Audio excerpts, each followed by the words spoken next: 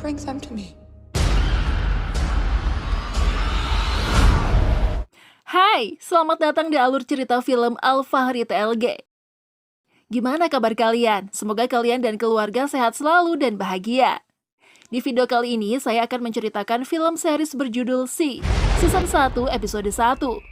Film ini menceritakan tentang kondisi dunia setelah virus mematikan di abad ke-21, di mana populasi manusia di bumi yang selamat kini kurang dari 2 juta. Dan mereka yang selamat kehilangan indera penglihatannya atau mengalami kebutaan permanen. Kemudian mereka mulai bertahan hidup dan berkomunikasi dengan menggunakan 4 indera lainnya. Dan berabad-abad setelah wabah tersebut, kondisi kehidupan manusia nyaris seperti zaman primitif. Penglihatan dianggap sebagai dongeng atau mitos. Bahkan membicarakan soal penglihatan dianggap sebagai kesesatan, dan bagi mereka yang bisa melihat dianggap sebagai penyihir yang harus dibunuh. Namun kondisi mereka mendadak berubah ketika anak kembar lahir dengan kemampuan melihat. Lalu bagaimana kisahnya?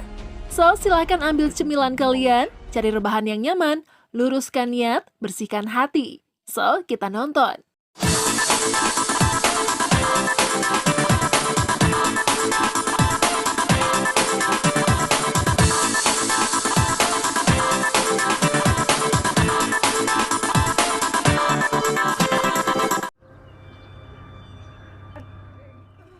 Di sebuah gua di kawasan suku Al-Kaini, terlihat seorang wanita bernama Magra yang hendak melahirkan. Dalam persalinannya, dia dibantu seorang wanita bernama Paris. Sementara di tempat lain, kepala suku Al-Kaini sekaligus suami dari Magra yang bernama Baba Foss bersama para pasukannya sedang mempersiapkan diri untuk menghadapi musuh yang akan menyerbu desanya. Setelah itu, Baba Foss memimpin pasukan suku Al-Kaini menuju tembok pertahanan untuk menunggu kedatangan musuh. Beberapa orang di barisan depan pasukan suku Al-Kaini memiliki kemampuan unik di masing-masing indera mereka, seperti dapat mencium bau atau mendengar dari kejauhan, sampai dengan merasakan niat baik maupun buruk seseorang dari kejauhan.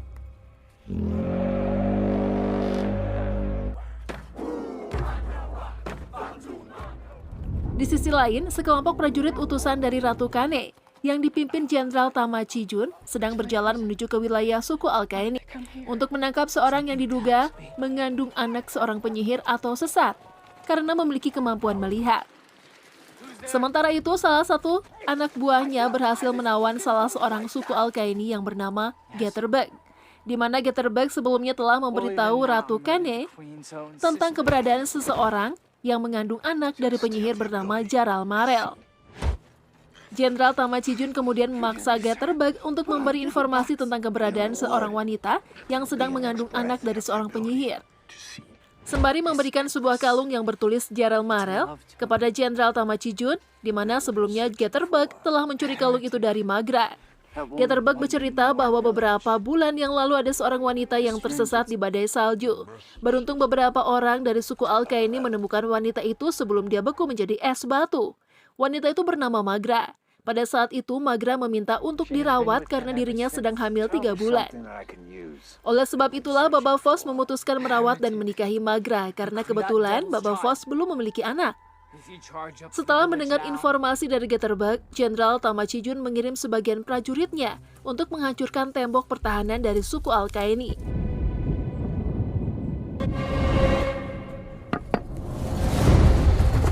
Akhirnya, Baba Foss bersama Al-Kaini terlibat dalam pertempuran berdarah untuk mempertahankan pemukiman mereka.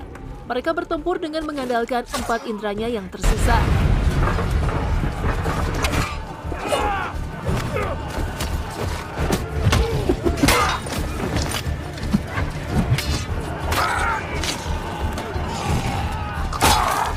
Setelah pertempuran berlangsung cukup lama, akhirnya pasukan Baba Foss sudah tidak mampu lagi untuk menahan serbuan yang dilakukan pasukan Ratu Kane.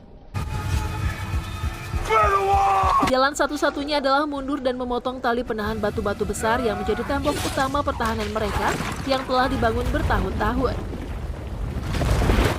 Setelah semua musuh berhasil dimusnahkan, Baba Foss kembali memerintahkan beberapa pasukannya untuk menerawang musuh dari kejauhan. Para penerawang bilang bahwa masih terdapat sebagian pasukan pengendara kuda dengan penuh kebencian di seberang sungai sedang menuju ke desa Al-Kaini. Baba Voss yang sadar bahwa tembok pertahanan desa telah diruntuhkan itu, yang berarti desa Al-Qaini tidak aman lagi dari serangan musuh. Maka Baba Voss memutuskan untuk kembali ke desa.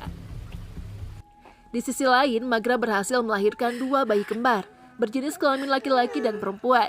Sebagai adat dari suku Al-Qaini, Paris memerintahkan Magra untuk menyebutkan nama ayah asli kepada kedua bayi tersebut untuk mereka dengar, agar petaka tidak datang kepada mereka berdua.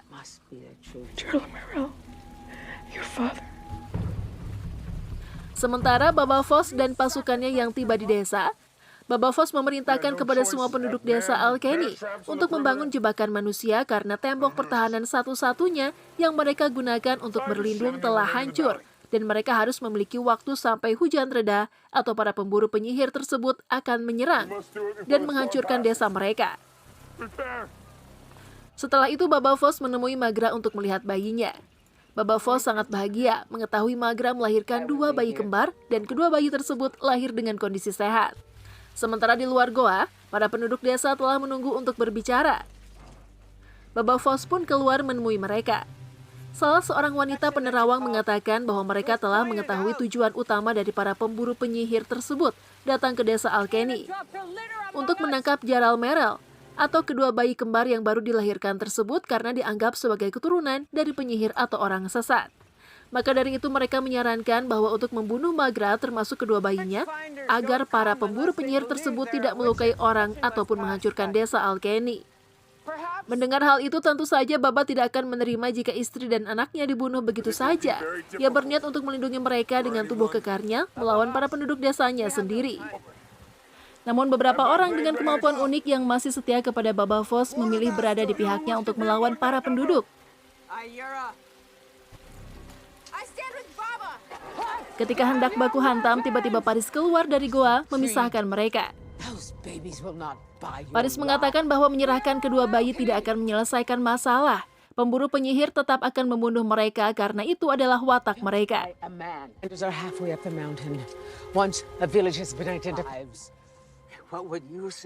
Kemudian Paris menyarankan kepada para penduduk desa menuju ke sebuah jembatan untuk melarikan diri dari gunung tersebut. Namun beberapa orang dari mereka tidak mempercayai adanya sebuah jembatan di wilayahnya. Karena dari beberapa generasi yang mereka ketahui tak pernah ada jembatan untuk menuruni gunung di wilayah mereka. Namun salah seorang penerawang dengan indranya yang kuat mengatakan bahwa Paris bisa mengetahui hal itu karena dirinya diberitahu oleh seorang penyihir. Paris mengetahui semua hal tersebut karena diberitahukan oleh Jaral Merel. Dan Jaral Merel lah yang telah membangun jembatan tersebut untuk warga desa ketika mereka dalam keadaan terdesak. Akhirnya para penduduk setuju untuk meninggalkan desa. Dan mereka pun pergi menuju jembatan yang telah dibicarakan sebelumnya. Dengan panduan Paris, mereka berjalan menuju lembah sungai untuk menemukan jembatan yang telah disampaikan sebelumnya oleh Paris.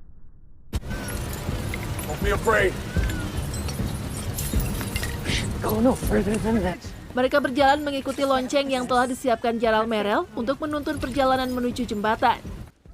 Sementara Tamaci Jun bersama para pasukannya telah sampai di pemukiman Al-Qaini. Namun pemukiman telah sepi karena telah ditinggalkan semua penghuninya. Kemudian Tamaci Jun langsung memerintahkan pasukan penerawang untuk menerawang dan juga mengeluarkan anjing-anjing pelacak untuk mengejar penduduk desa sebelum mereka sampai ke tempat tujuan. Di sisi lain, Baba Voss dan Paris mengikuti petunjuk Jaral Merel dan memimpin penduduk Al-Qaini ke jembatan yang baru ditemukan yang menyediakan jalur keluar dari lembah. Sementara Tamaci Jun bersama para pasukannya yang mengikuti anjing pelacak akhirnya telah sampai di depan jembatan. Namun karena ketidakmampuan mereka untuk melihat, mereka hanya bisa merasakan dan mendengar bahwa di depan mereka hanya terdengar aliran sungai dan merasakan tebing yang terjal. Mereka tidak mengetahui jika seluruh penduduk Al-Qaini sudah selesai menyeberangi jembatan dan hanya tersisa Baba Voss seorang diri di penghujung jembatan. Hingga terdengar tangisan bayi Magra. Jenderal Tamaci Jun dan para pasukannya terlambat menyadari bahwa sebenarnya ada sebuah jembatan di hadapannya. Lantas dia pun memerintahkan Gettysburg untuk mengorbankan dirinya, menyeberangi jembatan tersebut terlebih dahulu dan pasukan mengikuti dari belakang. Namun ketika tali jembatan ditebas oleh Baba Voss, Gettysburg berteriak meminta tolong. Setelah Jitterbug sampai, Baba Voss menghancurkan jembatan yang dapat mencegah pengejarannya mengikuti dan beberapa pasukannya pun terjatuh. Sementara Jenderal Tama Chijun mengalami kegagalan, mengirim pesan lewat seekor burung untuk disampaikan kepada Ratu Kane. Di sebuah bendungan bernama Kazuna, burung tersebut mendarat dan memberikan pesan dari Tama Chijun kepada seorang penjaga untuk disampaikan kepada Ratu Kane.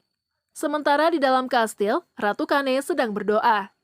Setelah selesai berdoa, salah seorang penjaga memberikan pesan dari Tama Chijun yang diberikan oleh burung merpati sebelumnya, dan ternyata pesan tersebut adalah kalung milik Magra yang sebelumnya diberikan oleh Jitterbug kepada Tama Chijun. Di malam harinya, Ratu Kane melakukan rapat dengan beberapa orang penting di kastilnya. Ratu Kane mengatakan bahwa seseorang yang telah membunuh saudaranya dan mengajarkan kesesatan penglihatan, yaitu Jaral Merel, bukan hanya masih hidup, namun kini memiliki keturunan 2 bayi kembar. Maka dari itu dirinya memerintahkan kepada para pasukan pemburu penyihir untuk tidak hanya mencari Jaral Merel saja, namun sekaligus bersama kedua anaknya untuk dibawa ke hadapan Ratu Kane.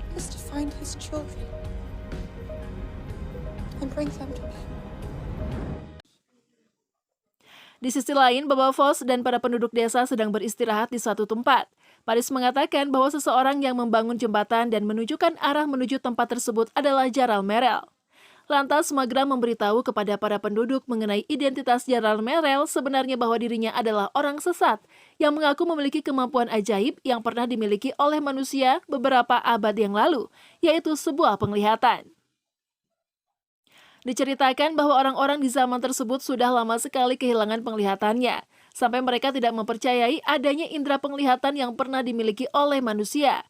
Bahkan jika seseorang mengakui hal itu, maka mereka akan dianggap orang sesat dan penyihir seperti Jaral Merel. Setelah cukup beristirahat, Paris kembali menuntun para penduduk menuju tempat yang telah diinstruksikan oleh Jaral Merel untuk melewati sungai yang telah dipasang petunjuk olehnya dan air terjun untuk sampai ke sana. Setelah beberapa hari mereka melakukan perjalanan, akhirnya mereka pun sampai di tempat tujuan, yaitu sebuah tempat hijau bersih yang telah tersedia binatang ternak untuk menjalani kehidupan sementara di sana.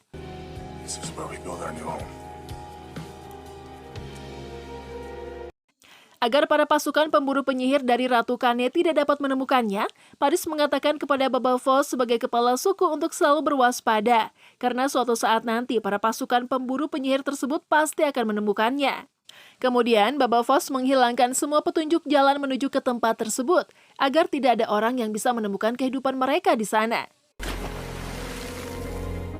Di akhir film, kita ditunjukkan dengan Baba Voss yang menggendong kedua bayinya untuk menikmati hangatnya matahari. Di sepanjang film, karakter yang diperankan cukup banyak, namun hanya satu orang yang masih belum nampak sosoknya, yaitu Jaral Merel. Mungkin di episode kedua kita akan mengetahui lebih dalam sosok dari Jaral Merel tersebut. Oke, sampai di sini dulu ya video kali ini. Jangan lupa like, komen, subscribe, dan jangan lupa untuk menyalakan lonceng notifikasinya ya, agar terus berlangganan alur cerita film-film lain yang ada di channel ini. Terima kasih dari saya, sekian dan sampai jumpa video kami berikutnya.